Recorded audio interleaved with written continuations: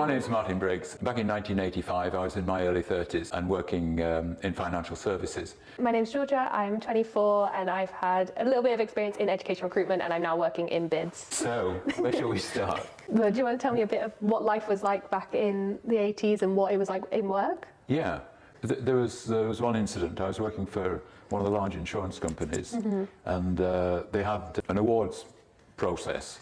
And one year I qualified for an award that was a weekend in London.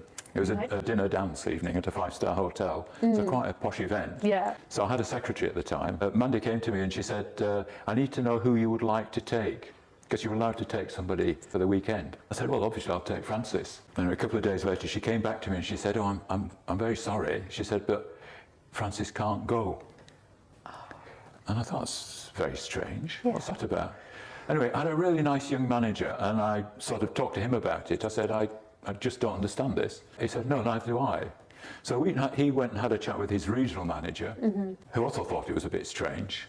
Anyway, they did some research and discovered that the rule was that a man could take his wife or another lady, and it was well known that quite a few married men took their mistresses. A woman could take her husband, or a woman could take another woman, and that was it. And the thing about the woman taking another woman was that where it all came from was that a woman can't go into a bar by herself. Yeah. It's not safe. They always assumed it was a friend that she would be taking. And yes, yeah. Exactly.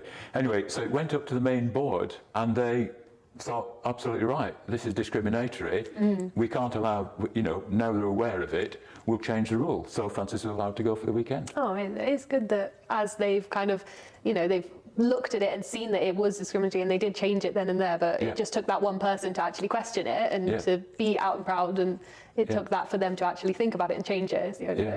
Have you ever had any problems with other people in the workplace? There's been bits and bobs. So I've had members of senior leadership who it's all been banter, it's all been very jokey, it's never been kind of targeted at me, but it was things like I've had senior leadership who have used that's so gay, and I've had people who have complimented someone and then turned around and been like, oh, but I'm not a lesbian, but I'm not a lesbo, which have all been, it's all in a jokey way. They're never meaning harm, but it's something that when it has happened, I've been able to then go to, with the senior leadership, I actually went to him and spoke to him about it and kind of brought up the issues I had with it. But it's something that I've known that if I were to escalate and go further, that I had that kind of protection myself to take it to someone higher up and to take it to HR and stuff like that.